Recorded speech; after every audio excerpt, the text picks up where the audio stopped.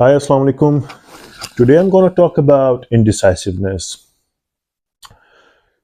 Indecisiveness is a state where you are unable to take a decision or you don't want to take a decision. You delay, you know, uh, the thought. You just don't want to make a decision. You're delaying the decisions as well constantly, just because I think sometimes it's like the price is very high to pay in return of that decision if you take that decision. Or it's like sometimes the things that on stake are very high, and sometimes you're not bothered about them. uh, Humans make lots of decisions in a day. You just think about it, and not realizing subconsciously we take decisions, but we don't realize that the moment we wake up in the morning.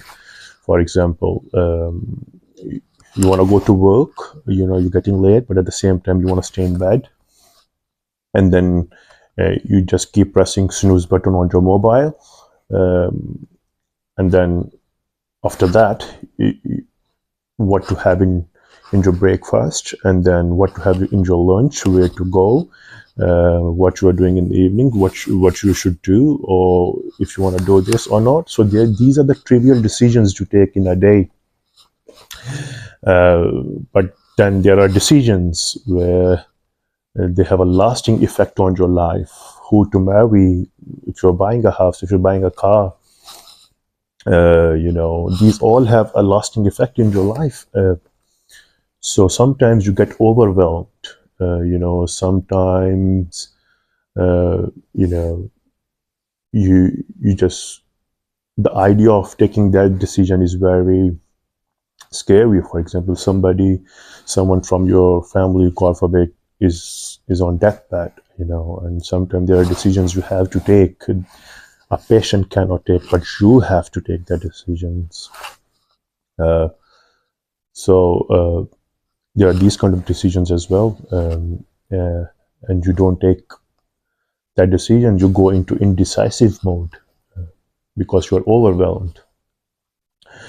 Uh, and mostly it's because the fear of unknown. When there's a fear of unknown, you don't know. It's an unknown area. You don't know what to do, what will happen.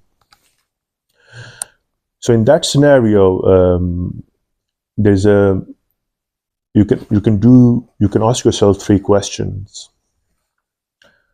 Nola Walsh, she's an author, a writer, and a behavioral scientist. She has a really good technique. That technique is her own technique, which she uses when she is indecisive mode. She's in indecisive mode. Um, when I heard that, I thought it really works because it clears the foggy picture in front of you. The technique she tells to the audience what to do when they are in indecisive mode. So basically, what you do, you ask yourself three questions. So what those questions are? The first question is, what is the worst thing can happen if you take that decision? Secondly, you ask yourself, what is the likelihood of this happening? And lastly, if that happens, what you are going to do about it. So by asking yourself these three questions, what you do, what have you done here then? So what you have done, the first thing you have done, you have imagined the worst case scenario. So the fear of unknown is kind of gone. And then secondly, you have evaluated the possibility of that happening. So you have taken the probability of it. So you know the rough idea of that decision.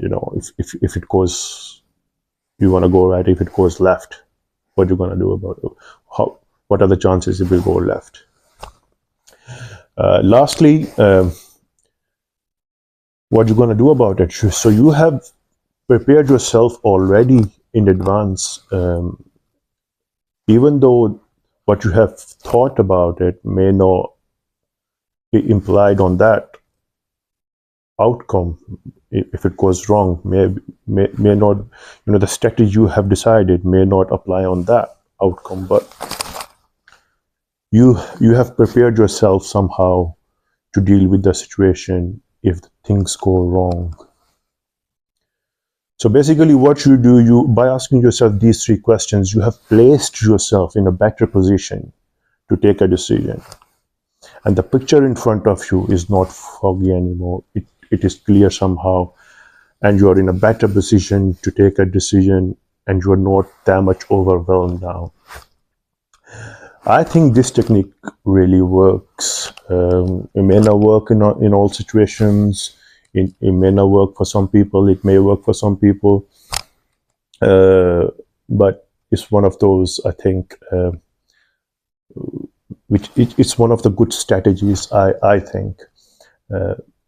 Keep in mind, not taking a decision is a decision itself. So why not take a decision?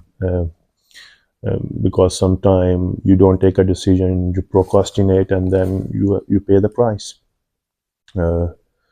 So I hope it helps, and I'll see you in the next one. Thank you.